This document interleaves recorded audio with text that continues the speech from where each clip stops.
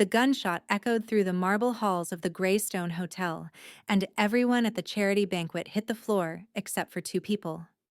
Alexander Kane stood perfectly still at the head table, his hand already on the weapon beneath his tuxedo jacket, eyes scanning for the threat. And across the ballroom, a woman in a simple gray catering uniform continued arranging desserts on a cart, completely oblivious to the chaos around her, earbuds in her ears, humming softly to herself. When security rushed in and declared it was just a champagne cork that had ricocheted off a crystal chandelier, the crowd laughed nervously and resumed their evening. But Alexander couldn't stop staring at the caterer who hadn't flinched, hadn't heard, hadn't noticed that for 30 seconds everyone thought they might die. There was something about her complete disconnection from his world of violence and fear that made his chest tighten with an emotion he'd sworn to bury 6 years ago when he'd stood over his wife's grave and promised her ghost he'd never let anyone close enough to hurt him again. The woman looked up then, finally noticed people staring, pulled out her earbuds with an embarrassed smile that transformed her plain face into something luminous. And Alexander Kane, who controlled half the organized crime in Riverside City, who had built walls around his heart thick enough to stop bullets, felt those walls crack just slightly. He didn't know her name yet, didn't know she was raising a 6-year-old daughter alone in a neighborhood he owned through shell companies. Didn't know that bringing her into his world would start a chain of events that would force him to choose between the empire he'd built on his dead wife's memory and the possibility that hearts could survive being broken and still learn to beat again. The Greystone Hotel ballroom glittered with the kind of wealth that made regular people uncomfortable. Crystal chandeliers worth more than houses. Tables draped in silk that cost more per yard than most people's monthly rent. And filling the space between the opulence, Riverside City's elite mingled and pretended they didn't know exactly how Alexander Kane had earned the money to host this annual charity event. Alexander stood near the bar, nursing whiskey he wouldn't drink, watching his guests with the same careful attention he gave everything in his life. Thomas, his head of security, stood 3 feet away, always close, always alert. "Boss, we've got all exits covered. The mayor just arrived with his wife. Everything's smooth." "Good. Keep it that way." Alexander's eyes moved across the crowd, cataloging threats out of habit. The senator in the corner who owed him favors. The district attorney who knew better than to look too closely at certain business dealings. The society wives who clutched their pearls and their husbands a little tighter when he walked by, thrilled and terrified by proximity to danger. This was his world now. Had been for 15 years since he'd clawed his way up from running street corners to controlling territory. Since he'd married Catherine, the daughter of the man who'd mentored him, and learned that power came with costs he couldn't have imagined. Catherine had been dead 6 years. Cancer, swift and merciless, taking her in 8 months from diagnosis to grave. She'd made him promise things as she died. Promise to keep going. Promise to take care of her father until the old man passed. Promise to never forget her. Alexander had kept all those promises, had built his empire bigger in her memory, had cared for her father until a heart attack took him 3 years ago, had never forgotten her face, her laugh, the way she'd believed he could be more than the violence that made him. What he hadn't done was let anyone close again, hadn't dated, hadn't looked at women as anything but potential threats or assets. He'd locked that part of himself away in the grave with Catherine and thrown away the key. Until a champagne cork exploded like a gunshot, and his hand went to his gun and his eyes found a woman who didn't react at all. She was across the room now, still working. The catering company was Prestige Events, a legitimate business he didn't own but had used for years. He watched her arrange plates with careful precision, her movements efficient but not rushed. She wore the standard uniform, black pants and white shirt under a gray vest, her dark hair pulled back in a simple ponytail. Nothing remarkable about her except that she'd been the only person in a room of 300 who hadn't flinched when everyone thought they might die. Thomas. Who's the caterer? The one by the dessert station. Thomas followed his gaze. Want me to run a background check? No. Yes. Just basic information. Name, address. Any red flags? Thomas pulled out his phone, typing quickly. Give me 5 minutes. Alexander turned back to his guests, accepting congratulations on another successful event, shaking hands and making small talk that meant nothing. His mind kept drifting to the woman arranging desserts with the same careful attention he gave to staying alive. Boss. Thomas returned, phone in hand. Her name's Jennifer Cole, 28 years old. Single mother, 1 kid, a daughter age 6. Lives in Parkside neighborhood. Works 2 jobs, this and part-time at a diner. No criminal record, not even a parking ticket. Clean as they come. Parkside. Alexander owned buildings there through shell companies. Owned the businesses that employed half the residents. It was his territory, under his protection, though most people who live there didn't know it. Thank you, Thomas. That's all I need. You sure, boss? You're looking at her like she's a puzzle you need to solve. I'm not looking at anyone any particular way. Go check the kitchen staff. Make sure everyone's properly vetted. Thomas left, but not before Alexander caught the knowing look in his eyes. His security chief had worked for him for 10 years, had known Catherine, had watched Alexander shut down emotionally after her death. Any interest Alexander showed in any woman would be notable. The evening progressed. Speeches were made about the children's hospital that would receive tonight's donations. Checks were written by people who could afford generosity because Alexander's organization kept their businesses safe and their neighborhoods stable through methods they preferred not to think about. Alexander gave his own brief speech, thanking everyone for their support, playing the role of legitimate businessman that nobody quite believed, but everyone played along with. And through it all, his eyes kept finding Jennifer Cole. She worked steadily, professionally, never drawing attention to herself. When guests needed something, she provided it efficiently and became invisible again. She had a quality of stillness about her, like someone who'd learned to take up as little space as possible.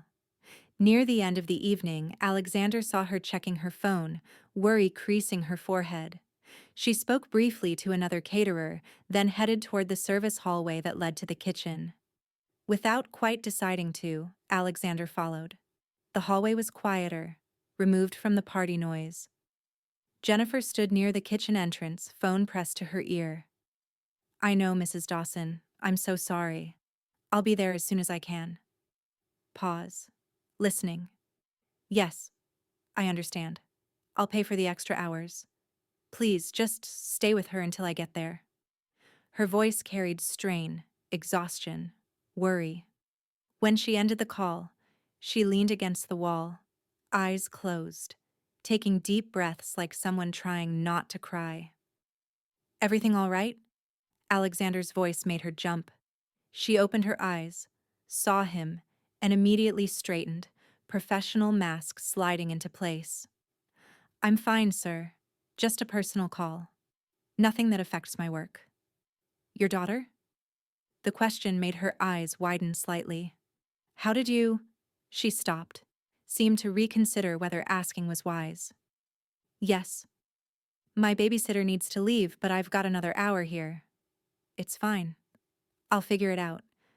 How old is your daughter? 6. She's probably asleep already. Mrs. Dawson is reliable, she's just... Jennifer stopped again, clearly uncomfortable sharing personal problems with a man who was technically her employer for the evening.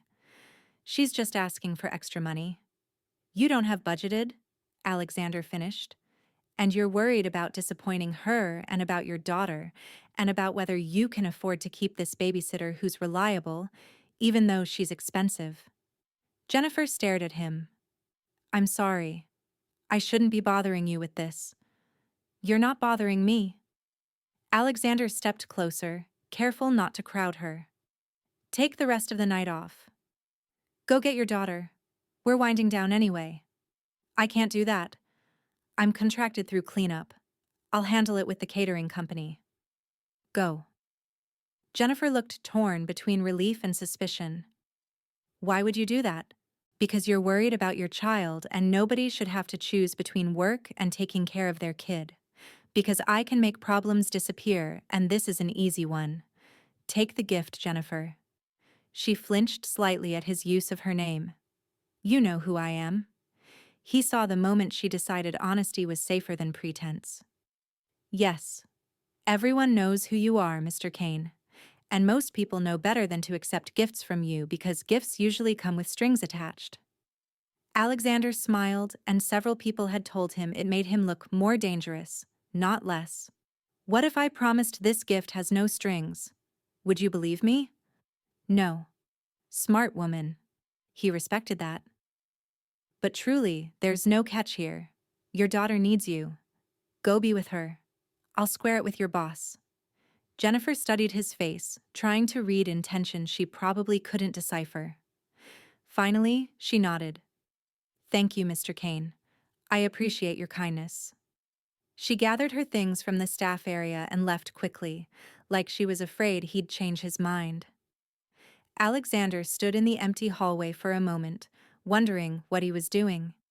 He didn't make personal interventions in his employees' lives, didn't notice individual struggles among the thousands of people whose livelihoods touched his empire. But something about Jennifer Cole's quiet dignity, her obvious exhaustion, her worry for her child, had cut through his careful detachment.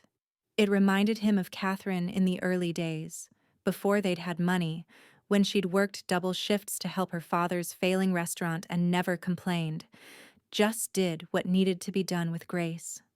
That night, after the last guests left and the cleanup crew finished and Alexander returned to his penthouse overlooking the river, he stood at the window and thought about promises made to dead wives and walls built around broken hearts, and whether 6 years was long enough to mourn. Jennifer Cole sat on the worn couch in her tiny apartment, watching Lily sleep in the bedroom they shared because the apartment only had one. Her daughter lay sprawled across the full-sized bed, stuffed rabbit clutched tight, face peaceful in sleep. 6 years old and already too aware that life was hard, that money was tight, that Mama worked all the time and was always tired. The babysitter bill sat on the coffee table. Mrs. Dawson had charged an extra $40 for staying past her agreed time, and Jennifer didn't blame her. The woman had her own family, her own life. But $40 meant choosing between paying it and buying Lily the new shoes she desperately needed because 6-year-olds grew like weeds, and the old ones pinched her toes. Jennifer's phone showed 2:30 in the morning. She had to be up at 6 for the breakfast shift at Morton's Diner, then home by 2 to get Lily from school, then back to the diner for the dinner rush on Tuesday and Thursday, with catering gigs filling the gaps whenever prestige events called. She calculated, constantly, rent, utilities, food, babysitting, Lily's school supplies, the bus pass, the phone bill. Every dollar accounted for before she earned it, stretching and stretching until there was nothing left to stretch. Alexander Kane's face floated through her tired mind. She'd recognized him instantly when she'd started the catering job tonight. Everyone in Riverside City knew Alexander Kane, the businessman who wasn't quite legitimate, the philanthropist whose charity money came from sources nobody examined too closely, the widower who'd loved his wife so much he'd apparently sworn off relationships entirely after she died. Jennifer had served his table during the dinner service, keeping her eyes down, her movements efficient. She'd heard stories about men like him, dangerous men who controlled things through fear and money. Men who noticed women and decided to take what they wanted. But when she'd been worried about Lily, when she'd been trying not to cry in that service hallway, Alexander Kane had been kind, had let her leave early, had offered help without demanding anything in return, had known her name somehow, which should have been creepy, but had felt more like being seen. Jennifer shook her head, trying to clear thoughts that wouldn't help anything. Men like Alexander Kane didn't notice women like her, except as problems to be solved, or pawns to be moved. He'd done a nice thing. She should be grateful and forget about it and focus on surviving the next day like she survived every day. But as she finally fell into exhausted sleep on the couch, because Lily took up the whole bed, Jennifer's last thought was about how Alexander Kane's eyes had looked sad underneath all that controlled power, like he was as tired as she was, but couldn't admit it. 3 days later, Jennifer's phone rang during her afternoon break at the diner. Unknown number. Hello, Ms. Cole? This is Thomas Warren. I work for Alexander Kane. We met briefly at the charity event. Jennifer's hand tightened on the phone. Is something wrong? Not at all.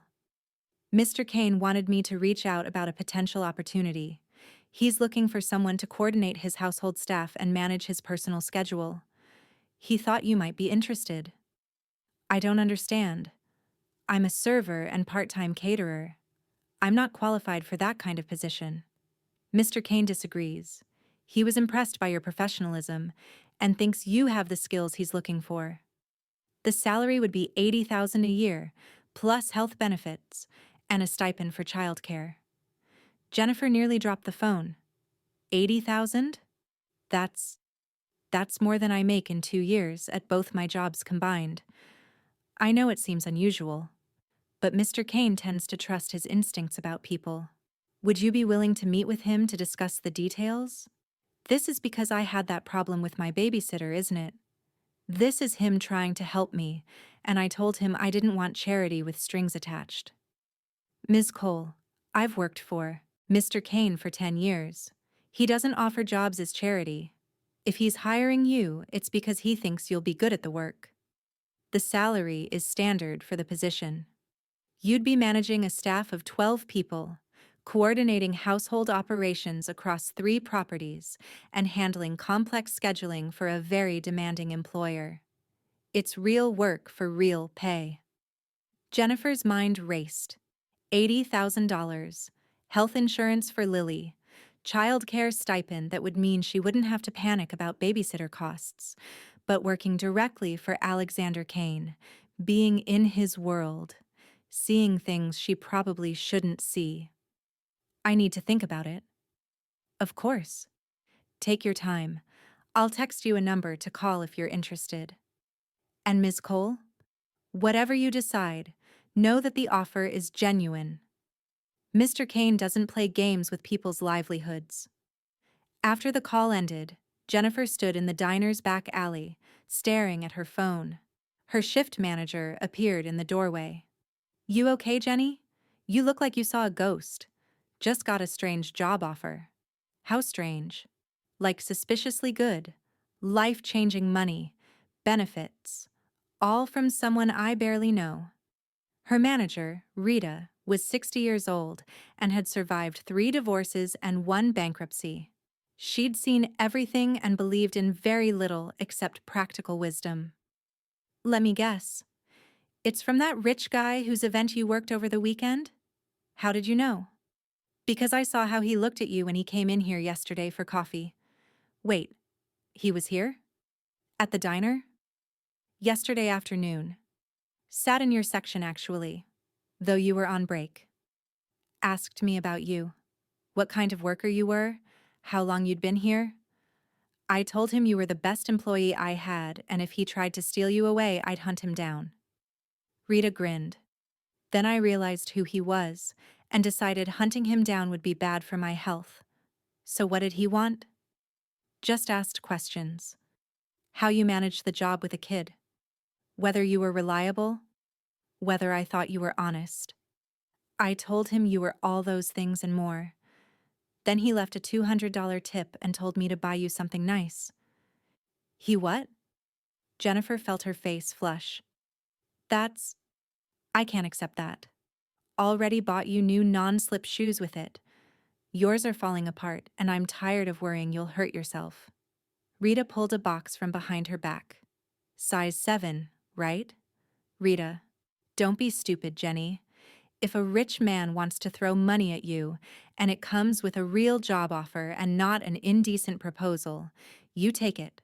Lord knows you've earned some good luck, but I don't know anything about managing household staff or coordinating schedules for rich people. You managed 3 jobs and a kid for 6 years on no sleep and poverty wages. You can manage anything. The question isn't whether you're qualified. The question is whether you trust him. Jennifer thought about Alexander Kane's sad eyes and careful kindness, and the way he'd let her leave the event early without demanding anything. I don't know if I trust him, but I don't trust anyone. Comes with growing up the way I did. Then here's the real question. Do you trust yourself to handle whatever comes with working for him? To set boundaries and protect your kid and not get swept up in whatever his world is? Jennifer met Rita's eyes. Yes, I trust myself. Then call the man back and take the job. Worst case, it doesn't work out, and you come back here. Best case, you and Lily finally get to breathe. That night, after Lily was asleep, Jennifer called the number Thomas had texted. He answered on the first ring. Ms. Cole. I'd like to discuss the position with Mr. Kane. When would be convenient for him? Tomorrow evening, 7 o'clock. I'll send a car to pick you up. A car? I can take the bus. Ms. Cole, you'll be working for Mr. Kane. You'll need to get used to certain accommodations. A car is one of them. The address appeared as a text. Jennifer stared at it, knowing she was making a decision that would change everything, unable to shake the feeling that Alexander Kane was changing her life for reasons she didn't fully understand. But $80,000. Health insurance, childcare. The chance for Lily to have more than survival. The chance for Jennifer to stop being so tired all the time. She sent back a simple response. I'll be ready. Alexander Kane, a powerful man who controlled half the city, found himself uncharacteristically nervous before interviewing Jennifer Cole for a household management position. A woman who reminded him of the light his late wife Catherine had brought to his life before cancer took her 6 years ago. Despite his associate Thomas's teasing about his obvious interest, Alexander offered Jennifer the job after being honest about both his motivations and the potential dangers of working for someone like him, moved by her strength as a single mother working multiple jobs to support her 6-year-old daughter Lily. Jennifer accepted with firm conditions.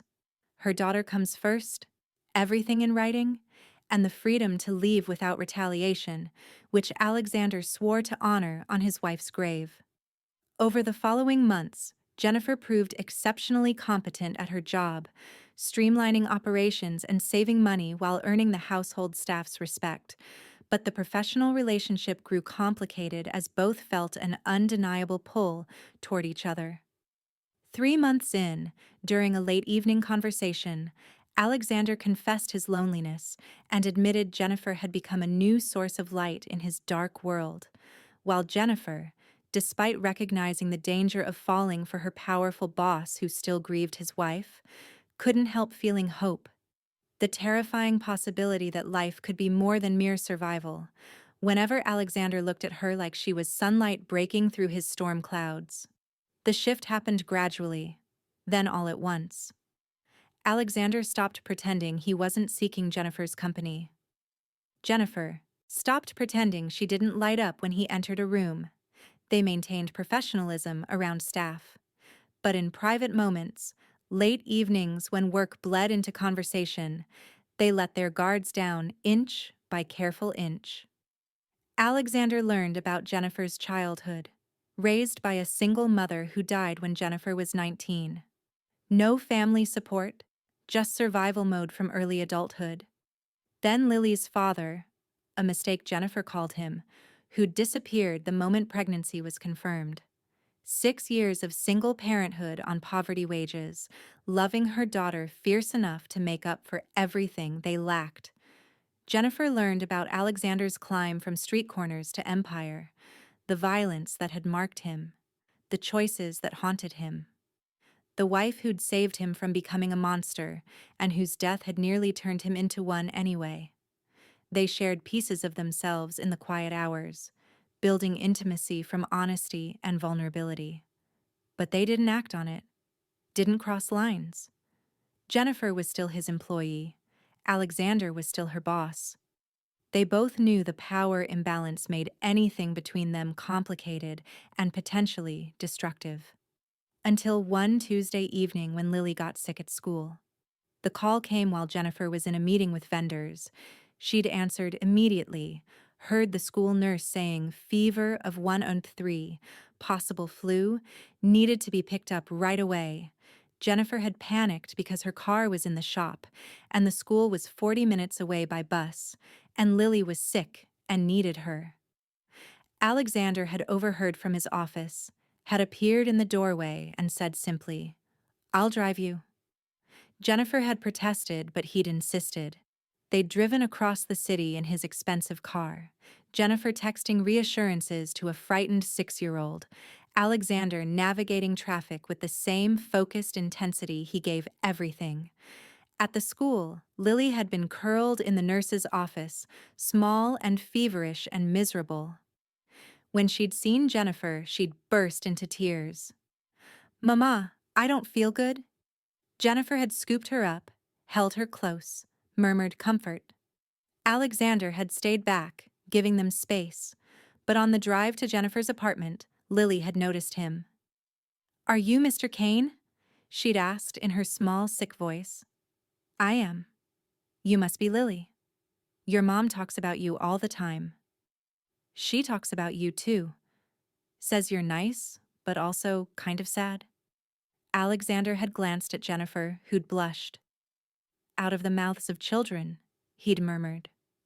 At the apartment, he'd helped carry Lily upstairs, had waited while Jennifer got her daughter into bed, had still been there when Jennifer came out of the bedroom 20 minutes later, Lily finally sleeping with medicine in her system. "Thank you," Jennifer had said. "You didn't have to do all this." "I wanted to." Alexander had looked around the small apartment, seeing Jennifer's life clearly, the worn furniture, the toys carefully organized in limited space, the photos on the walls capturing moments of love on a tight budget, the life she'd built through sheer determination. She'd been watching him take it all in, and suddenly the carefully maintained professional distance between them felt ridiculous. Alexander stepped closer. "Jennifer, I need to tell you something. You don't have to say anything." "I think I do." He reached up, touched her face with gentle fingers. "I've been half alive for 6 years, going through motions, maintaining an empire but feeling nothing. Then you walked into that banquet and didn't flinch when everyone thought we might die, and something in me woke up. I fought it, told myself it was nothing, but it's not nothing." Jennifer's breath caught. "Alexander, this is complicated. I know. You work for me. There's a power imbalance. You have a daughter to protect. I have enemies and a dangerous life. There are 1,000 reasons this is a terrible idea. So why does it feel like the only thing that makes sense? Because maybe we're both tired of just surviving. Maybe we both deserve to actually live." He leaned closer, giving her time to pull away. She didn't. Their first kiss was gentle, tentative, both of them scared of what they were starting. When they broke apart, Jennifer's eyes were bright with tears. "I can't lose this job. Lily and I, we depend on it. If this goes wrong, if we try this and it ends badly, I can't afford to lose what you've given us. Then we'll be careful. We'll keep it private until we're sure. And Jennifer," he made her look at him, "if it does go wrong, the job is still yours. Your security and Lily's security are not conditional on anything between us. I promise you that." "How can you promise that?" "How do I know you won't hurt me and then make my life hell when I work for you every day? Because I've already lost one woman I loved. I know what that pain feels like. I would never, never inflict that on someone else." You have my word. And in my world, my word is the only currency that matters. Jennifer searched his face, looking for lies or manipulation. She found only honesty and hope, and the same terrified vulnerability she felt. Okay, she whispered. Okay, we try this. But slowly. And if Lily gets uncomfortable or if this affects her negatively at all, we stop. Agreed. And Alexander? Yes? I'm scared. He pulled her close, held her carefully like she might break. So am I. But maybe being scared together is better than being safe and alone. The next 3 months were the happiest Alexander had been since Catherine died. He and Jennifer kept their relationship private. At work, they maintained perfect professionalism. But evenings and weekends, they built something real. Alexander met Lily properly, took her to the Children's Museum, listened to her endless stories about school and friends and the chapter book she was reading, played board games in Jennifer's small apartment, and felt more at home there than in his penthouse. Lily adored him, which terrified Alexander because he knew the responsibility of being loved by a child. But he couldn't help loving her back, couldn't help wanting to give her everything she deserved.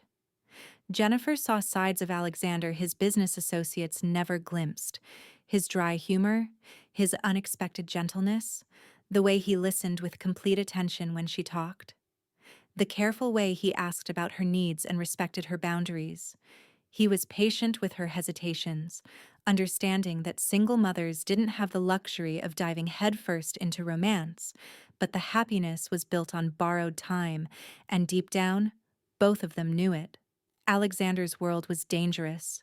His enemies were real, and keeping Jennifer and Lily separate from that world was getting harder. The breaking point came on a cold November evening. Alexander had taken Jennifer and Lily to dinner at a restaurant he owned, a place where his presence meant safety. They'd laughed over pasta, Lily chattering about her upcoming school play. It had felt normal, domestic, like they were a real family instead of something complicated and new. But as they'd left the restaurant, a car had pulled up. Men with guns, not aimed at them, just a show of force. A message from a rival organization testing Alexander's boundaries. The security team had responded immediately, positioning themselves protectively. The rival men had driven off, the confrontation ending before it became violence.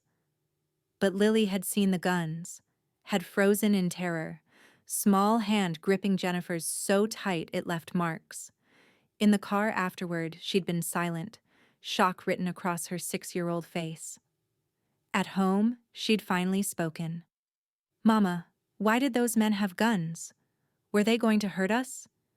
Jennifer had held her daughter and tried to explain things that couldn't be explained to a first grader. After Lily finally slept, Jennifer had called Alexander. "We need to talk." He'd come immediately, had sat in her small living room and waited for words he knew were coming. "I can't do this." Jennifer's voice was steady, but her hands shook. "I can't put Lily at risk. She saw those guns tonight. She was terrified." "This is your world, Alexander, and it's not a world where a 6-year-old should have to be." "I know." His chest felt tight, like something was crushing him from the inside. "I'm sorry. I never wanted her to see that. You never wanted it, but it's inevitable. You live with danger. You have enemies. And as long as Lily and I are connected to you, we're targets. I can protect you. I have the best security." She'd never actually be in danger. Can you promise that? Can you guarantee that no one will ever try to hurt her to get to you? Can you swear that being with you won't someday put my daughter in the crossfire of whatever war you're fighting? Alexander opened his mouth to promise, then stopped. Because he couldn't. In his world, guarantees were impossible. Connections were vulnerabilities. Loving someone made them a target. "I can't promise that," he said finally. "I wish I could, but I can't." Jennifer wiped tears from her eyes. "Then we have to stop. Before she gets more attached." before I get more attached, before this becomes something neither of us can walk away from. It's already something I can't walk away from. But I will. For her. For you. Because loving you means risking you, and I can't be that selfish. I love you too. The words came out raw, painful. I didn't think I could love again after Catherine. Thought that part of me died with her. But you brought it back to life. You and Lily both. You made me remember what it feels like to want something beyond power and control. So keep that. Keep the part of yourself that can love. Find someone who doesn't come with the complications I bring. Find someone safe. You are safe. You make me feel safe in ways I never have. Then I'm lying to you. Alexander stood, knowing if he stayed he'd beg, and that wasn't fair to her. Because my world isn't safe. Tonight proved that. You're making the right choice for Lily, and I hate it, but I respect it. What about my job? Do I need to quit? No. God, no. Jennifer, I meant what I said. Your job is not conditional on us being together. You're good at it. The household runs better with you managing it. Keep the position. Keep the salary and benefits and security. Just, we go back to being professional. Boss and employee, nothing more. Can we do that? Can you work for me after this? I don't know.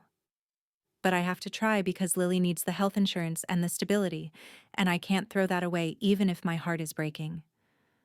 They'd stood there in her small apartment, both of them crying, both knowing this was the right choice even though it felt like dying. Alexander had left before he could change his mind, had driven home through city streets that felt emptier than they ever had. In his penthouse, he'd stood at the window and watched the river and thought about Catherine, about how she'd died and left him broken, about how Jennifer had started putting him back together only to leave too, for different reasons, but with the same devastating result. He'd made a promise to Catherine's ghost 6 years ago. Never again. Never let anyone close enough to hurt him. He'd broken that promise for Jennifer, and now he was paying the price. But even through the pain, Alexander couldn't regret it. Because for 3 months, he'd been alive again. He'd loved and been loved. He'd played board games with a 6-year-old and felt joy. He'd held Jennifer and believed happiness was possible. That had to count for something. Even if it was ending now. Even if he was returning to the empty existence he'd been living before she'd walked into his life. 3 months passed. Jennifer continued working for Alexander. They maintained perfect professionalism, spoke only about work matters, existed in the same spaces but created distance through careful politeness. It was torture. Every day, Alexander saw her, watched her coordinate his household staff with quiet efficiency, noticed the dark circles under her eyes that suggested she slept as poorly as he did, wanted to touch her, talk to her, hear about Lily's school play and whether she'd gotten the solo she wanted. But he didn't. Because Jennifer had made her choice, and he respected it, even though it was killing him. The staff noticed. Margaret mentioned carefully that Ms. Cole seemed sad lately. David asked if something had happened because Mr. Kane never smiled anymore. Thomas said nothing, but his concerned look spoke volumes. Alexander's business suffered. He made rash decisions, took unnecessary risks. His lieutenants worried. Enemies sensed weakness and tested boundaries. The empire he'd built with careful strategy started showing cracks. One evening in February, Thomas finally intervened. "Boss, we need to talk." Alexander looked up from paperwork he couldn't focus on. About? About the fact that you're self-destructing. About how you've been since you and Jennifer ended things. About how everyone can see you're miserable, but nobody knows how to help. There's nothing to help with. I made a choice. She made a choice. We move forward. Do you? Because from where I stand, you're not moving anywhere. You're stuck in this limbo where you want something you can't have and it's eating you alive. What do you want me to do, Thomas? Put her in danger? Risk her daughter getting hurt because I'm selfish enough to want them in my life? No. I want you to solve the problem instead of just accepting it. You're Alexander Kane. You control half this city. You've solved problems that seemed impossible. But when it comes to your own happiness, you just give up? I'm not giving up. I'm being realistic. My world is dangerous. That's not changing. So either I accept being alone or I risk people I love. Those are the only options. Are they? Thomas sat down uninvited. What if there was a third option? There isn't. What if you left? The question hung in the air like smoke. Alexander stared at his second in command. What? Leave the organization. Retire. Walk away from the empire. You've got enough legitimate businesses to live comfortably. The charitable foundations Catherine started. You could run those full-time. Be the man your wife thought you could be. I can't just walk away. Can't you? Who says you can't? You've been in this life for 20 years. You've made your money, proven your power, buried your wife, and mourned her and found love again. What's keeping you here except habit and fear? My responsibilities? To who? To soldiers who'd follow any leader? To businesses that would run fine under new management? Or to the memory of who you used to be when Catherine was alive and you needed the empire to protect her? She's gone, boss. And the woman who could make you happy again is right here, in this building, keeping herself at arm's length because your life is too dangerous. So make it less dangerous. Become someone she doesn't have to fear for. Alexander wanted to dismiss it, wanted to explain why it was impossible. But the words wouldn't come because deep down, he'd been thinking the same thing for weeks. What about my enemies? What about people who'd see leaving as weakness? You transition power carefully. Make deals. Ensure your exit doesn't create a vacuum that starts a war. You're smart enough to do this, Alexander. The question is whether you're brave enough. After Thomas left, Alexander sat in his office and faced a truth he'd been avoiding. He'd built his empire on Catherine's grave, had told himself it was what she wanted, that the money and power served the charitable purposes she'd cared about. But really, the empire had been his way of not feeling, of staying busy and dangerous and removed so he didn't have to face his grief.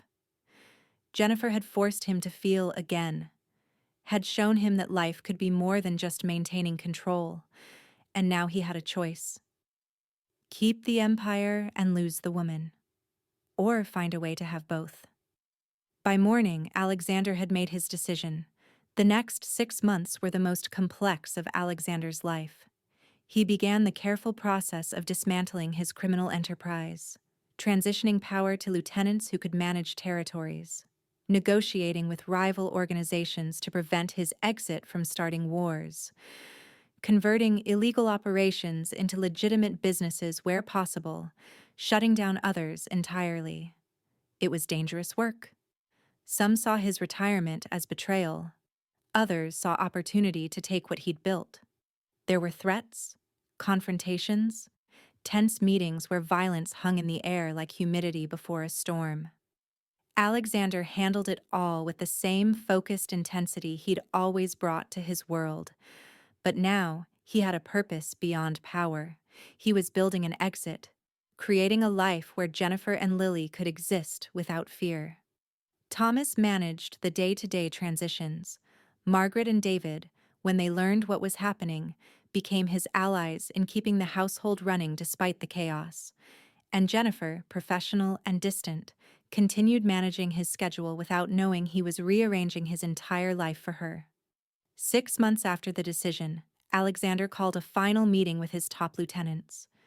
In a warehouse that had seen too much blood over the years, he stood before men who'd followed him for decades. "I'm out," he said simply. "As of tonight, I'm retiring from the organization." The room erupted. Questions, protests, accusations of abandonment. Alexander let them talk. then raised his hand for silence. I've spent 20 years in this life. I've made my fortune. I've lost my wife. I've become someone I'm not sure I'm proud of. He met each man's eyes. I'm not abandoning you. The transition plan is solid. Territory divisions are fair. Everyone keeps what they've earned. But I'm done. I want to live whatever years I have left as something other than a target and a threat. One of the younger men, Marcus, stepped forward. This is about a woman, the one you hired. Everyone knows. Maybe it is. Does that make it less valid? Marcus considered. No, I guess it doesn't. If I had a chance to walk away and be normal, I'd probably take it too. This life eats you alive if you let it. That's the truth. Alexander looked around the room. Anyone who has a problem with my exit, say so now. We'll settle it here. Silence. These men had worked for him because he was fair, because he kept his word, because violence in his organization was purposeful, not random. They wouldn't challenge him now. Then it's done. Good luck to all of you. Stay smart, stay alive, and if you get a chance at happiness, take it. Don't wait until you're too old and tired to appreciate it. He'd walked out of that warehouse knowing he was closing a chapter of his life. The empire he'd built would continue without him. The violence would persist because that's the nature of the world he was leaving. But he'd no longer be part of it. He'd be free. The legitimate businesses transferred to his name. The charitable foundations Catherine had started. A consulting firm. Real estate holdings. He'd have enough money to live comfortably and enough work to stay busy. But no more guns. No more looking over his shoulder. No more being the man people feared. Just Alexander Kane, former criminal trying to figure out how to be human. On a Sunday evening in late summer, Alexander knocked on Jennifer's apartment door. She answered looking exhausted, wearing old jeans and a t-shirt stained with what looked like paint. Lily appeared behind her, similarly messy. Mr. Kane, we're making posters for my school project about community helpers. Do you want to help? Actually, I need to talk to your mom, but I'd love to see the poster when it's done. Lily retreated to the kitchen, leaving Jennifer and Alexander standing in the doorway. What do you need? Jennifer's voice was carefully neutral, professional. I need to tell you something. And I need you to listen before you say anything. Okay. Come in. They sat in her small living room, the same place where they'd ended things 6 months ago. Alexander took a breath, gathering words he'd practiced but suddenly couldn't remember. I'm out. Out of what? The organization, the criminal enterprise, everything that made my world dangerous. I've spent the last 6 months dismantling it all, transferring power, converting businesses, retiring from the life. As of today, I'm just a guy who runs some legitimate companies and manages charitable foundations. Jennifer stared at him. You left your empire? For you. For Lily. For the possibility that maybe we could try again without you having to worry that loving me means putting your daughter at risk. Why would you do that? Because the alternative was spending the rest of my life alone and miserable. Because you were right that my world was too dangerous. Because I'd rather be nobody special with you than be powerful without you. Jennifer's eyes filled with tears. I can't ask you to give up everything for me. You didn't ask. I chose.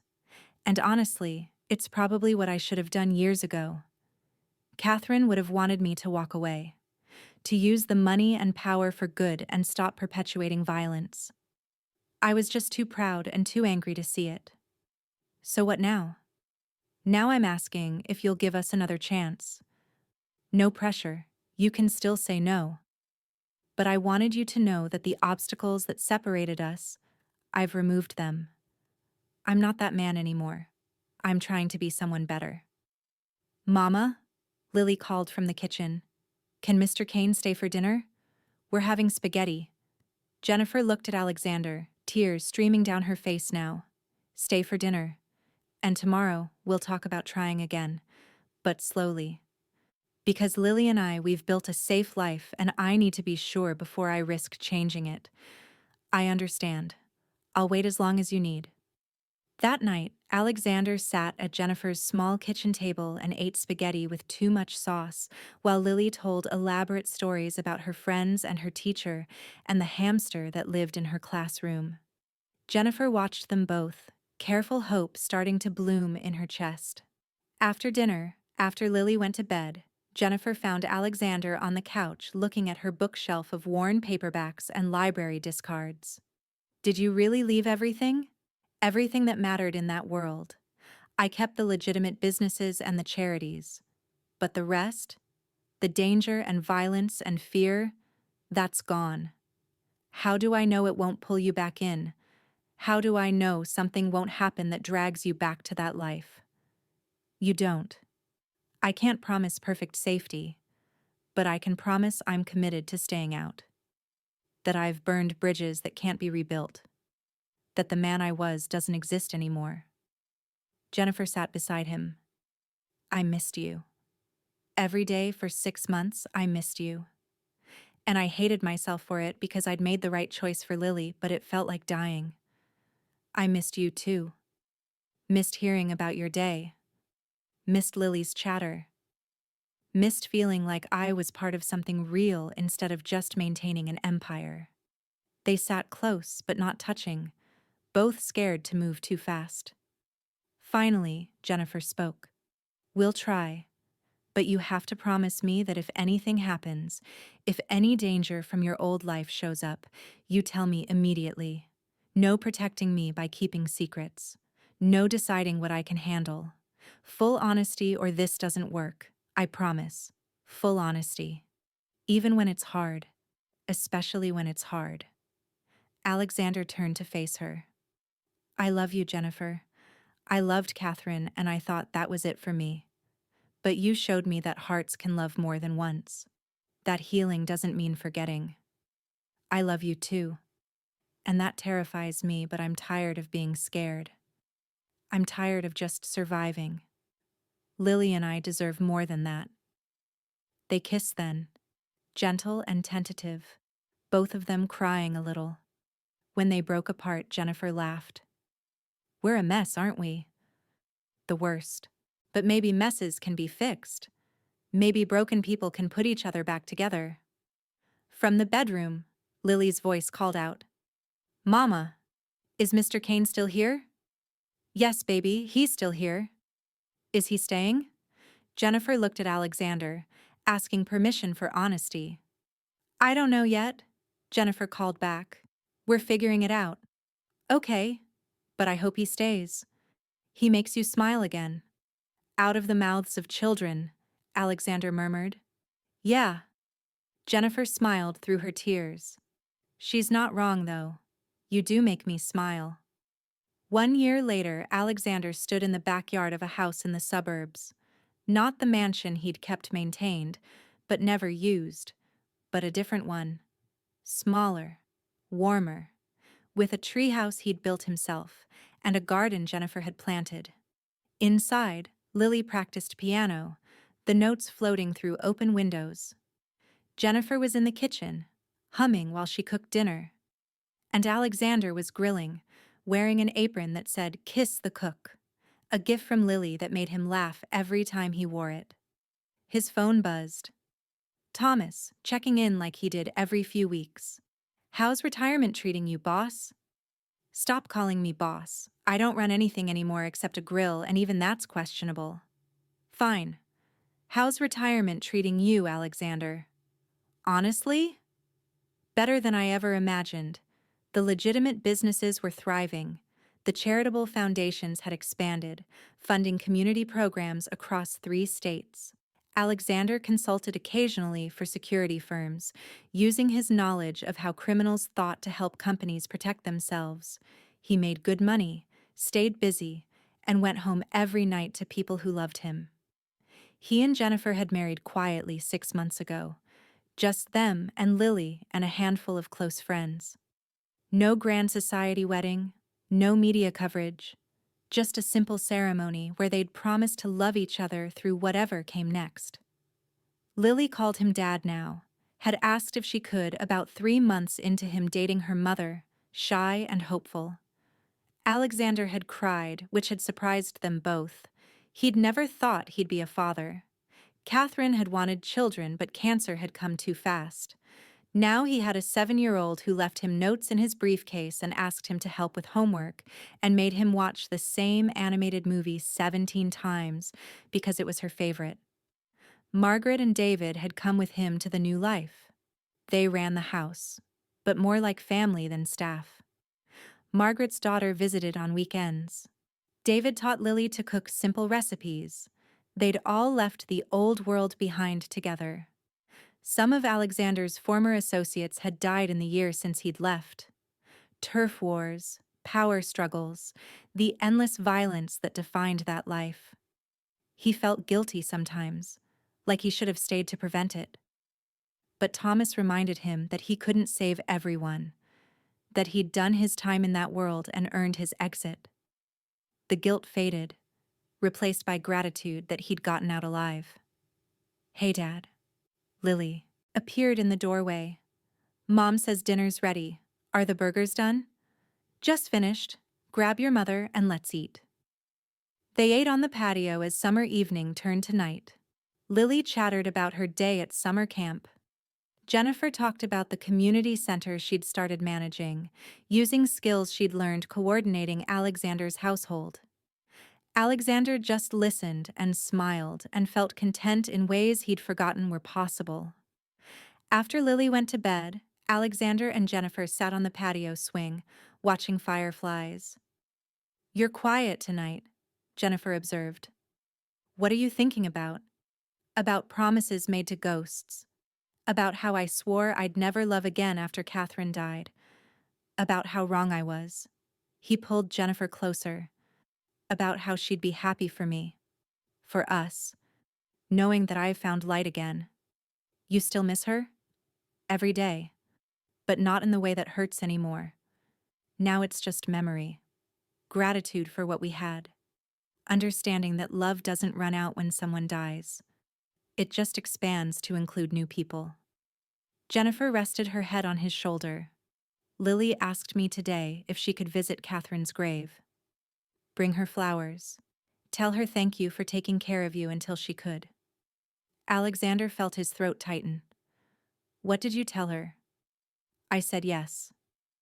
That it's good to honor people who came before us. That love doesn't compete. It accumulates." They sat in comfortable silence, listening to night sounds. Finally, Jennifer spoke again. "Alexander?" "Yeah? Thank you for walking away from that life. For choosing us. Thank you for making me believe happiness was possible again. For showing me that broken hearts can heal if you're brave enough to let them." They'd sat there until stars filled the sky. Two people who'd found each other at exactly the right moment. Two people who'd been brave enough to believe in second chances. Inside, Lily slept peacefully, safe and loved. Margaret and David cleaned up from dinner, their voices carrying soft laughter. The house glowed warm against the darkness. Alexander Kane had built an empire on violence and lost his first love to cancer. But he'd also learned that power meant nothing compared to peace, that control was worthless next to connection, that the bravest thing a man could do was walk away from everything he'd known toward something terrifying and beautiful and real. He'd promised Catherine's ghost he'd never love again. Instead, he'd learned that promises to the dead matter less than possibilities with the living. That letting Jennifer into his heart hadn't erased Catherine but had honored her memory by proving love was worth the risk. The Mafia boss who'd sworn never to marry again had found a simple woman in a catering uniform who'd walked into his banquet and changed everything. Not through grand gestures or dramatic declarations, but through quiet strength and fierce love for her daughter and the courage to demand better from him.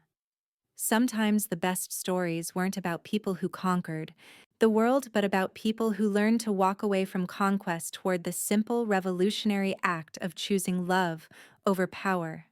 And as fireflies danced in the suburban darkness, Alexander knew he'd made the right choice. If you could choose between keeping power and control or walking away for love, which would you honestly pick? Let me know in the comments. And if this story touched your heart, hit that like button and subscribe for more powerful stories about redemption, second chances, and finding courage to start over.